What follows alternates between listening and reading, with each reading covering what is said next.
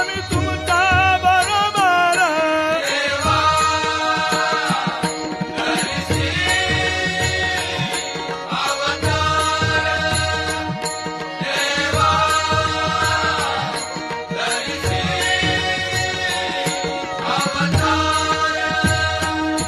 तुम्ही ब्रह्म सर्वगत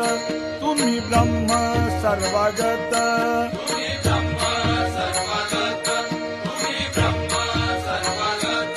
आम्ही ऋषी मुनी संत